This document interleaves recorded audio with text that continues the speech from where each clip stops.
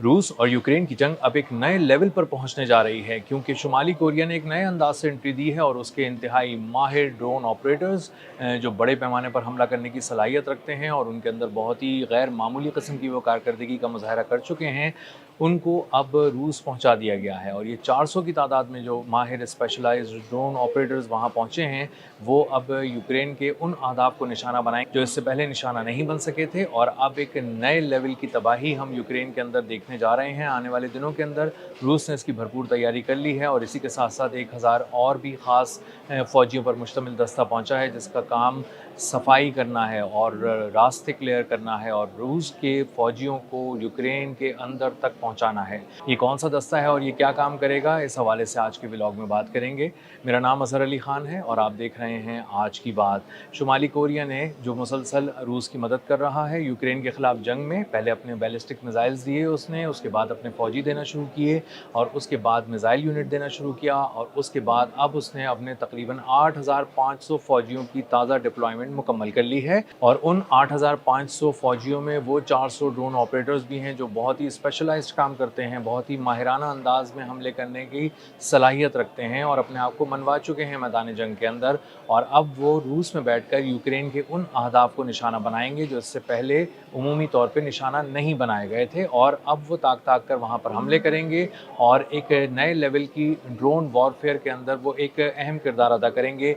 और यूक्रेन जो अब तक इस सारे मामले में डोमिनेट कर रहा था, सबकत ले जा रहा था, आगे जा रहा था, अब ड्रोन वॉरफेयर के हवाले से उसको बहुत बुरी तरह पिछले कुछ दिनों में धचका लगा है। और ये जो यूनिट यहाँ पहुँचा है जिसमें 400 के करीब माहिरीन मौजूद हैं, जब ये हमला करेंगे तो इससे अंदाज़ा होगा कि एक नए लेवल की ड्रोन वॉरफेयर होने जा रही है जिसमें रूस का पलड़ा आने वाले दिनों में भारी होता नजर आएगा। 400 फौजियों पर मुश्तमिल इस स्पेशलाइज्ड ड्रोन ऑपरेटर्स का जो यूनिट है, इसके साथ साथ 1000 वो फौजी भी शामिल किए गए हैं, भेजे गए हैं जिनको बहुत ही महारत रखते हैं बारूदी सुरंगों की सफाई के हवाले से। और ये बहुत बड़ा मसला था जो रूसी फ़ौज को दरपेश था। रूसी फ़ौज आहिस्ता आहिस्ता आगे बढ़ रही थी और यूक्रेन में ज़मीनी फ़ौज जब दाखिल होती थी तो उसको जब सामना करना पड़ता था बारूदी सुरंगों का। और ऐसी बारूदी सुरंगें भी थीं जो नज़र भी आ रही होती थीं, कुछ ऐसी बारूदी सुरंगें थीं कि जब उनके ऊपर पाँव पड़ता था या टैंक पहुंचता था या किसी तरह का कोई फौलादी गाड़ी वहां पर पहुंचती थी तो उसके बाद उनको पता चलता था एक धमाके की सूरत में कि उनका नुकसान हो जाता था उसमें। तो अब उनको दो तरह के चैलेंजेस दरपेश थे, एक ये कि हम जो सामने से देखी हुई चीज़ है उसको हम तबाह कर सकें, और दूसरी वो जो ज़मीन के अंदर कहीं दबाई गई है और उसके बाद इससे पहले कि हम उसके पास पहुँचें, उस पर कदम रखें या किसी तरह का वज़न डालें और उसके बाद वो तबाह हो, उससे पहले ही उसको निशानदेही ज़रूरी थी और उसके बाद उसको तबाह करना, नाकारा बनाना बहुत ज़रूरी था। इसके लिए एक स्पेशलाइज्ड यूनिट पहुंचा है शुमाली कोरिया से और ये 1000 माहिरीन पर मुश्तमिल है। ये 1000 माहिरीन पूरा रास्ता क्लियर करेंगे रूसी अफ़वाज के लिए ताकि वो यूक्रेन में बहुत तेज़ी से आगे बढ़ें। इससे जुड़ी एक अहम बात आपको बता दूं कि जो ज़मीनी फ़ौज है रूस की, जब वो आगे बढ़ती जा रही है तो वो तकरीबन रोज़ाना 1.5 किलोमीटर के इलाके पर कब्ज़ा कर रही है यूक्रेन में। और इसी तरह जब वो 1.5 किलोमीटर के इलाके पर कब्ज़ा कर लेती है तो वो अपनी पेशकदमी रोक के अपने आप को वहाँ मजबूत कर लेती है और अगले दिन फिर पेशकदमी करके 1.5 किलोमीटर का इलाका जो है वो अब हासिल कर लेती है। तो इस तरह आहिस्ता लेकिन बहुत बड़े पैमाने पर डिप्लॉयमेंट के ज़रिए जो ग्राउंड इन्वेजन है उसके ज़रिए यूक्रेन के अंदर तक अब रूस के फ़ौजी पहुँच चुके हैं और वहाँ पर बहुत सारी झड़पें देखी जा रही हैं। और उनकी तादाद के हवाले से मैं बताऊँ कि कम से कम 200 से 300 ऐसी झड़पें हैं जो रोज़ाना रिकॉर्ड की जा रही हैं रूस और यूक्रेन की फ़ौजों के दरमियान। और इस दरमियान में जो ड्रोन वॉरफेयर है और इसी के दरमियान जो बैलिस्टिक मिसाइल्स और हाइपरसोनिक मिसाइल्स का तबादला है एक दूसरे पर, वो चल रहा है। साथ साथ यूक्रेन के पास बैलिस्टिक मिसाइल्स की कमी है लेकिन हाइपरसोनिक मिसाइल्स की कमी नहीं है, क्रूज़ मिसाइल्स की कमी नहीं है और वो वहाँ पर फायर कर रहा है रूस के अंदर। और इसी तरह ड्रोन्स के हवाले से वो एक बड़े और स्वाम अटैक की सूरत में उसके बहुत से मुआशी अहदाफ को और फ़ौजी अहदाफ को दोनों को निशाना बनाता है और बहुत सी तनसीबात तबाह कर देता है।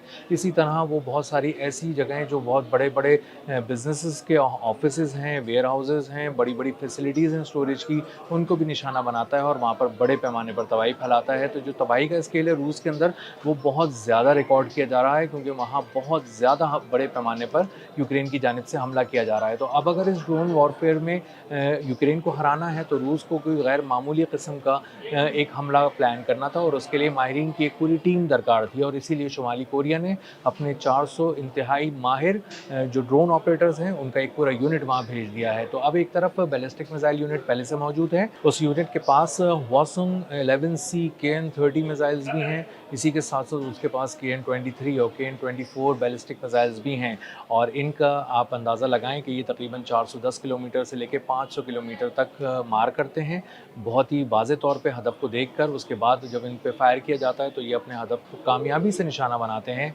और तबाह कर देते हैं। तो इसका मतलब ये है कि आने वाले दिनों के अंदर 2,500 हज़ार किलोग्राम वॉरहेड ले जाने वाला जो बैलिस्टिक मिसाइल है वो अब आगे भी तबाही मचाता रहेगा, जिस तरह उसने तबाही मचाई है बहुत सारी जगहों पे। और कीव पे हमने एक बहुत बड़ा हमला देखा जो बैलिस्टिक मिसाइल्स का, हाइपरसोनिक मिसाइल्स का, क्रूज़ मिसाइल्स का और ड्रोन्स का, इन सब का कॉम्बिनेशन था। और जब ये कॉम्बिनेशन वहाँ भेजा गया और उसने जाकर आसमान से गिरे तो ये हर तरफ उन्होंने बड़े पैमाने पर तबाही मचाई और उसको रोकने वाला कोई इंटरसेप्टर मौजूद ही नहीं था यूक्रेन में, क्योंकि उनके पास जो मिसाइल हैं इंटरसेप्टर्स के PSC जो ख़ास तौर पे पैट्रियट सिस्टम है वो उनके पास ख़त्म हो चुके हैं। इसका मतलब ये है कि 31 जुलाई से लेकर आज की तारीख तक कोई एक रूसी हमला, जो मिसाइल हमला था, उसको रोकने के लिए इंटरसेप्टर फायर नहीं किया गया, क्योंकि यूक्रेन के पास इंटरसेप्टर्स हैं ही नहीं। इन 24-25 दिनों के अंदर बड़े पैमाने पर रूस ने यूक्रेन के अंदर तबाही फैलाई है और यूक्रेन के पास अब सिर्फ और सिर्फ एक ही तरीका रह गया है कि वो ड्रोन्स के ज़रिए अटैक करे और डीप इनसाइड रशिया मुख्तलिफ़ किस्म की जो फैसिलिटीज़ हैं उनको निशाना बनाए, चाहे वो फ़ौजी अहदाफ हों या वो मुआशी अहदाफ हों, उनको चुन चुन कर निशाना बनाया जा रहा है। लेकिन मामला ये है कि अब चूँकि शुमाली कोरिया का स्पेशलाइज्ड ड्रोन ऑपरेटर्स का यूनिट पहुँच चुका है, तो इसका मतलब ये है कि आने वाले दिनों के अंदर एक बहुत बड़ा चैलेंज यूक्रेन के सामने आकर खड़ा हो गया है। बहुत ही बड़े पैमाने पर ड्रोन अटैक होने वाले हैं और वो बहुत ही प्रिसाइज़ कोऑर्डिनेट्स पे वार करने वाले हैं। इसका मतलब ये है कि पूरी लिस्ट है जो रूस अब शुमाली कोरिया के ड्रोन ऑपरेटर्स को देगा और उसके बाद ये बताएगा कि कहाँ हमला करना है, कितनी शिद्दत से करना है, कितना मौसर, कितना सख्त और कितना तेज़ करना है। और इन सब की एग्जीक्यूशन के अंदर वो तमाम ड्रोन ऑपरेटर्स के जो लोग हैं, ड्रोन ऑपरेटर्स हैं, वो उसके अंदर एक्टिव नज़र आएंगे।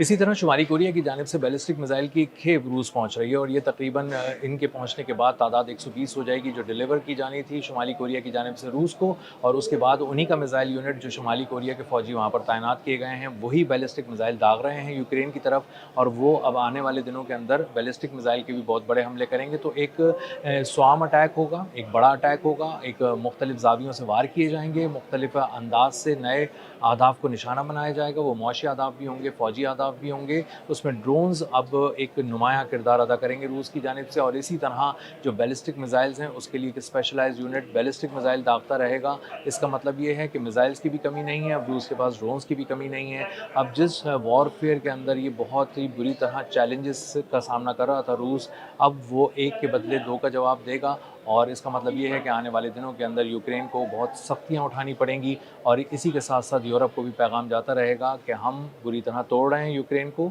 तुम्हें उसकी मदद के लिए खुल कर आना पड़ेगा। और जैसे ही तुम खुल कर आओगे उसकी मदद के लिए, हम तमाम जो ममालिक हैं उनके ख़िलाफ़ एक ऐलान जंग वो तसव्वुर किया जाएगा और उसके बाद एक एक करके तमाम ममालिक को उसमें इंगेज किया जा सकता है। अब तक के लिए इतना ही, मिलते हैं अगले व्लॉग में किसी नई खबर, नए तज्ज़िये और नए ज़ाविये के साथ। अल्लाह हाफ़िज़।